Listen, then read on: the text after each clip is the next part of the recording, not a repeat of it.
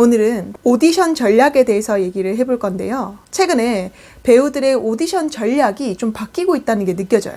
배우 지망생들과 상담을 해보면 불과 몇 년 전에는 다들 목적이 독립영화였어요. 너도 나도 이 독립영화를 찍겠다고 난리였는데 독립영화 자체 오디션의 경쟁률이 올라가고 오디션의 기회가 적어지니까 지금은 다들 본인들의 영화를 제작하겠다고 해요. 여러분들도 그런 생각을 한 적 있으신가요? 다들 왜 이렇게 생각이 바뀐 걸까요? 진짜 오디션 기회가 없어서? 아니요. 이건요. 몇몇 배우들로 인한 착시 효과예요. 이제 막 배우 활동을 시작한 분들은 모를 수도 있겠지만 여러분들이 오디션의 역사를 아셔야 해요. 최근에 우리한테 실력으로 각인된 배우들 중에 대다수의 많은 배우들이 독립영화로 실력을 선보였고 이제 그런 배우들이 상업영화로 넘어오면서 대중들에게 인지도를 얻게 되었죠. 그런데 그 배우들이 독립영화를 처음 찍기 시작했을 때 독립영화 오디션의 경쟁률은 어땠을까요? 학생영화, 독립영화를 찍으려던 배우들의 수요가 어땠을까요? 없었죠. 별로 없었어요. 주류의 방식이 아니었어요. 독립영화를 찍고 상업영화를 넘어오는 게 주류의 방식이 아니었다는 거예요. 선생님, 지금 독립영화 경쟁률 장난 아니에요. 학생영화 어려워요. 라고 얘기할 수도 있겠죠. 믿기지 않겠지만 그런 시절이 있었다는 거예요. 과거에는요, 독립영화를 단순히 학생영화로 치부하면서 작품성이 떨어진다는 이유로 연기를 제대로 하려면 연극을 해야 된다. 극단에 들어가라. 그러던 시절이었습니다. 그러던 중에 굵직한 몇 개의 독립영화들이 흥행을 하게 되고 작품성을 인정받게 되고 영화제에 가게 되고 그래서 그 영화를 찍었던 배우들이 주목을 받고 소속사들과 계약을 하게 되고 그 배우들이 상업영화에 넘어오게 되었죠. 그래서 마치 연기파 배우라면 독립영화에서 상업영화로 가는 것이 어떤 하나의 테크트리로 이런 것들을 타야 된다. 독립영화에서 상업영화로 가야 된다라는 하나의 새로운 주류 방식이 탄생된 거예요. 근데 이제 막 활동하시는 분들은 이 루트가 마치 법칙인 것처럼 생각하실 거예요. 그런데 과거에는 불과 몇 년 전만 해도 그게 아니었다는 거예요. 그렇게 해서 상업적으로 성공을 거둔 배우들이 각종 예능, 토크쇼, 인터뷰에 나와서 자신들의 과거 얘기를 하죠. 그걸 본 여러분들이 그 방법을 답습하고 계신 거예요. 그러니까 독립영화의 경쟁률들은 막 오르기 시작하는 거예요. 더 이상 과거처럼 수요가 적은 방법이 아닌 거예요. 그리고 또 하나 문제. 과거 대비 배우 지망생들은 계속해서 누적되고 있죠. 그러니까 모든 배우 지망생들이 다 원하는 방법이고 다 그렇게 하고 싶어 하는 방법이 돼버린 거예요. 왜? 나의 롤 모델도 내가 저 배우처럼 되고 싶다라는 그 배우도 이 방법을 통해서 성공을 했으니까. 그러던 중 최근에 이제 고민시 배우가 새로운 방식을 또 제안을 했어요. 영화 마녀로 이제 대중들에게 각인이 되고 최근 넷플릭스 아무도 없는 숲속에서를 통해서 또 연기 변신을 했죠.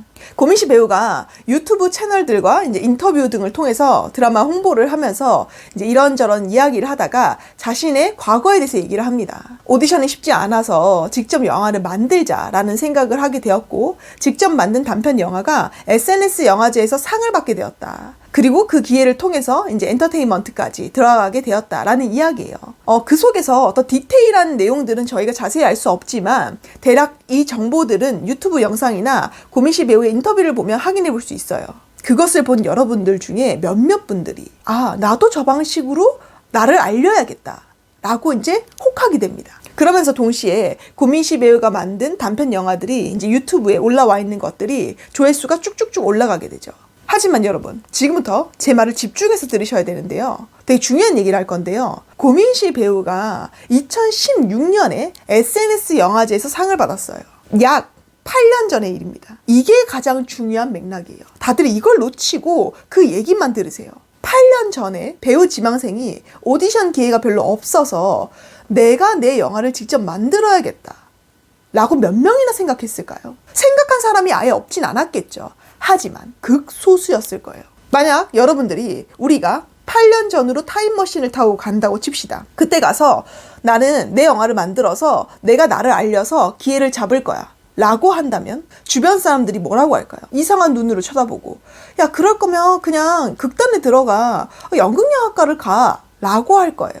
왜냐면 그때는 그 방식을 아무도 쓰지 않았고요. 그 방식으로 성공한 사례가 없었기 때문이에요. 그렇기 때문에 표준화된 방식이 아니라 되게 특이한 독특한 방식이었다는 거죠. 하지만 고민시 배우는 그 당시에 자신만의 방식을 찾아서 행동력으로 밀어붙였고 아무도 하지 않는 방법에 베팅을 한 거예요. 그러면서 스스로 불안함, 두려움, 이 리스크를 짊어진 거예요. 이미 그 방식으로 이제 성공한 배우가 자신의 과거 얘기를 하면서 나는 이렇게까지 했다라고 이야기를 하니까 그것을 듣고 있는 8년 이후에 살고 있는 우리는 현재의 또 그 방법을 보고 그 얘기를 듣고 우르르 몰려가서 그 방법으로 갈아타기를 합니다. 그러니까 독립영화 꾸준히 잘 지원하다가 좀 안 되니까 나도 고민시 배우처럼 영화 하나 만들어야겠다. 그리고 이 방법으로 막 몰려가요. 이렇게 되면 영화제의 경쟁률이 오르지 않을까요?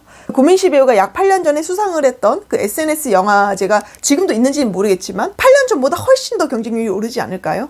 8년 전에 고민시 배우가 영화제에서 상을 받던 시기보다 더욱더 수상의 어려움이 커지지 않았을까요? 그 방법으로 여러분을 알리는 게 쉬운 방법일까요? 지금도 그때처럼 쉬운 방법일까요? 이제는 그 방법을 너도 나도 아는 방법이 되어버렸잖아요. 그러니 그때는 맞았을 수도 있지만 지금은 틀릴 수도 있다는 거예요. 이쯤 되면 또 이렇게 얘기할 수도 있어요. 그럼 선생님, 독립영화도 영화 제작도 하지 말고 뭐 어떻게 하라는 거예요? 둘 다 하지 말라는 게 아니라요. 독립영화 1, 2년 막 지원해보다가 좀 안 돼서 그만두고 영화 제작해보겠다고 마음먹고 막 촬영 공부하고 시나리오 공부 깨작깨작 하다가 또 그만두고 이렇게 하지 말라는 거예요. 이런 식으로 행동해서는요, 아무것도 쌓이는 게 없어요. 여러분들의 롤 모델을 보면서 나도 저런 루트로 기회를 잡아보겠다 라고 마음을 먹었으면요, 고민시 배우처럼 두려움, 불안함, 그 리스크를 짊어지고 극복을 해서 꿋꿋하게 성과로 만들어내야 돼요. 그런 의지가 없다면요, 특별한 방법을 찾으려고 하지 말고 쫓으려고 하지 마세요. 성공 방식이 다른 곳에 있다고 생각하지 말고 남들이 계속 하고 있는 그 뻔한 방법에서도 분명히 성공할 수 있거든요. 그런 세상이 제시해주는 표준화된 방식에서도 성공할 수 있기 때문에 그것을 꿋꿋하게 잘 따라보는 것도 중요하다는 거예요. 그리고 이 영상을 보시고 난 다음에 아마 유튜브에 고민시 단편 영화 치면 나올 거예요. 그 영화를 한번 자세히 보세요. 그걸 보고 몇몇 분들이 이런 생각을 하는 것 같아요. 이 정도는 나도 만들 수 있겠는데? 그쵸? 8년 전 작품이고 뭐 짧은 영화고 어려운 촬영이나 뭐 엄청난 시나리오로 제작된 건 아니에요. 그래서 단순히 그렇게 생각할 수도 있겠죠. 근데 8년 전에 그 선택과 그 행동력이 대단하다는 거예요. 하지만 그 속에서 또 중요한 건 뭘까요? 바로 그 배우의 연기죠.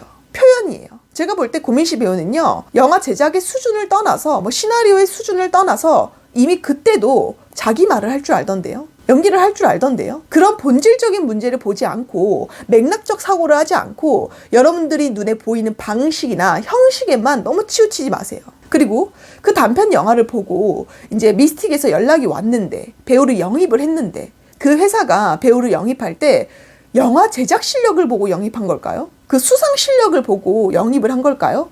여러분들이 그 회사의 직원이라고 생각을 하고 한번 그 작품을 봐보세요.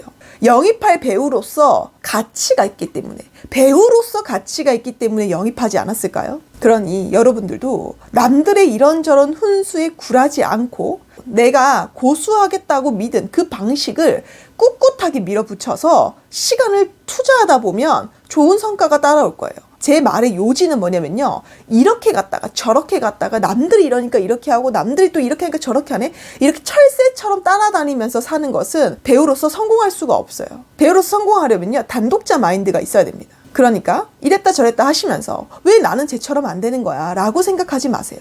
괜한 자존감을 갉아먹지 말라는 거예요. 이런저런 유행을 쫓아다니다 보면 경력이 제대로 쌓이지가 않아요. 그러면 그렇게 해서 시간을 흘러보내게 되면 밖에서 여러분들을 바라볼 때는 전문성이 떨어지게 느껴집니다. 알바를 할 때도요, 한 곳에서 음식점에서 오래 일한 알바생한테 믿음이 가지, 막 콜센터에서 일했다가 음식점에서 조금 일했다가 또 백화점에서 조금 일했다가 또 다른 데 가서 조금 일했다가 이런 알바생은 조금 뽑는 사람 입장에서는 왜 한 곳에서 오래 하지 못하고 계속 이것저것 짧게 다녔지? 라는 생각이 들잖아요. 여러분들의 커리어가 밖에서 볼 때는 그렇게 비춰질 수도 있다는 거예요. 그러니 여러분들을 잘 들여다보시고 여러분들이 하고 싶은 연기와 그 이유를 또 생각을 해보시고, 그리고 하나의 방법을 고수하기로 했다면 그 방법으로 일정 이상의 성과가 나올 때까지 꿋꿋하게 밀어붙이는 습관을 가지셔야 돼요. 내가 영화를 제작해보겠다라고 마음을 먹었으면요, 출품까지 꼭 해보세요. 그리고 학생이나 독립영화를 통해서 커리어를 쌓기로 했으면 어느 학교 레벨까지, 어떤 작품까지 라는 목표를 갖고 목적을 가지고 거기까지 달성하기 위해서 시간을 차곡차곡 쌓아 나가셔야 돼요. 그게 미래에도 여러분들에게 도움이 될 거예요. 자, 오늘도 좀 중요한 주제로 이야기를 나눠봤어요. 오늘 이 이야기를 듣고 여러분들에 대해서 좀 생각하는 시간을 가졌으면 좋겠고, 너무 기가 얇아서 이런저런 정보에 너무 치우치고 있는 건 아닌지, 내가 지금 내가 파겠다고 한 길을 열심히 잘 파고 있는지를 한번 돌이켜보시길 바랍니다. 다음 주에도 저희는 유익한 주제로 또 만나 뵙도록 하겠고요. 오늘도 수고하셨습니다.